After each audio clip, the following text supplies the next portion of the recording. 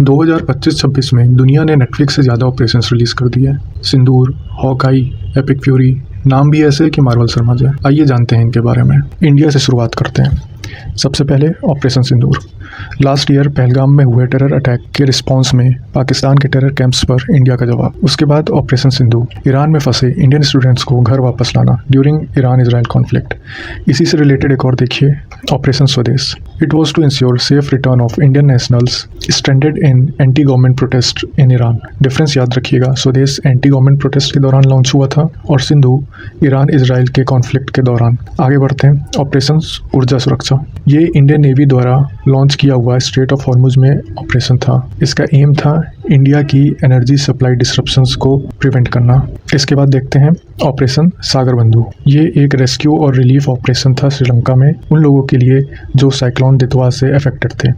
इसके बाद ऑपरेशन राहत। पंजाब, हिमाचल और जम्मू कश्मीर में फ्लड्स आए और आर्मी ह्यूमैनिटेरियन असिस्टेंस के लिए पहुंच गई। इसके बाद ऑपरेशन एमिस्टैड। ये इंडियन ऑपरेशन वेनेजुएला में हुआ था for providing relief and rescue after the devastating earthquakes. अब आइए देखते हैं इंटरनेशनल ऑपरेशंस। सबसे पहले ऑपरेशन स्पाइडरवेब। ये यूक्रेन के द्वारा लॉन्च किया गया लार्जेस्ट एवर ड्रोन अटैक था रशियन मिलिट्री एयर बेसिस पे। इसके बाद लास्ट ईयर हुआ था ऑपरेशन मिडनाइट हैमर। यूएस ने एयर स्ट्राइक कंडक्ट की थी ईरानियन न्यूक्लियर साइट्स पे।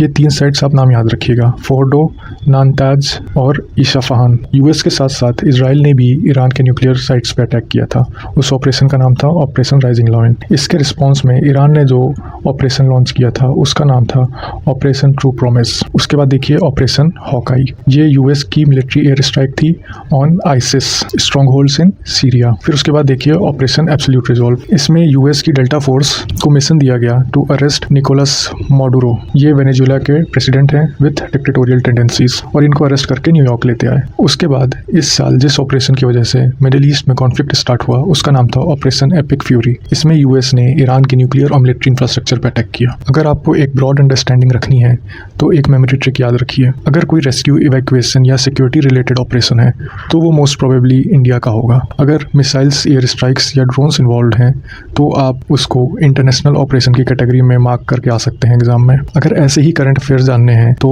ISPCS संगम को फॉलो एंड सब्सक्राइब करिए। मिलते हैं अगले वीडियो में।